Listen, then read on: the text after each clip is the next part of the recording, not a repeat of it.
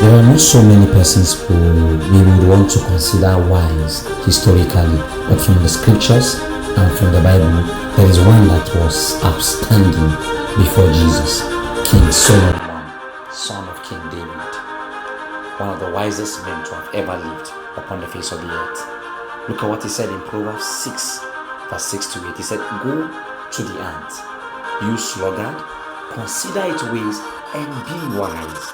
He was teaching a people, he was teaching a generation, he was teaching them wisdom.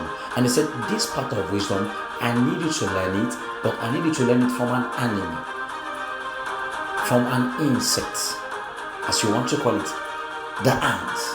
He said, when you go and observe its way, when you consider its ways, you will get wisdom.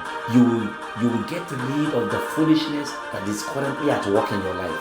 He said, it has no commander, no overseer or ruler, yet it stores its provisions in the summer and gathers food at harvest. Can you imagine? What an intelligent species of animals. What it means is this: Solomon points to the ant as a model of self-motivated wisdom. They don't need a boss yelling at them to work.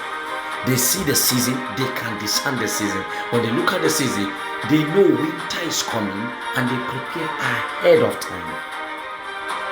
Two things to learn from them. Number one, foresight. They work in the summer, harvest when food is plentiful, so they won't starve later. Number two, diligence without supervision. No commander needed. They just do what needs doing. It's a call against laziness and procrastination. The ant doesn't wait for perfect conditions or external pressure. It works while it can, so that it has what it needs when it can't. So the ant is working when it can, so that when it can no longer work, it can still survive and live. This is big wisdom. This is big wisdom.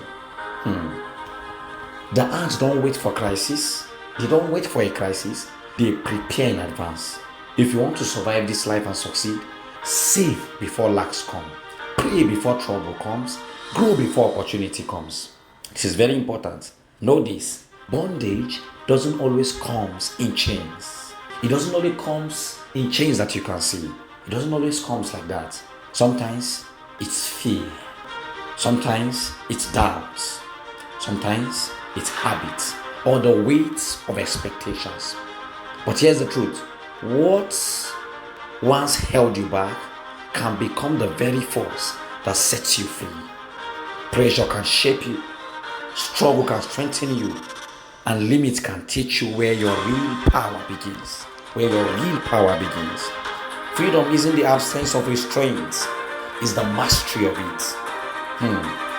It's the moment you decide that what tried to confine you will now refine you. You are not defined by what holds you down. You are defined by how you rise from it.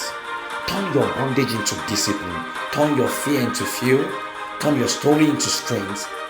That is not just survival. It is transformation. That is transformation.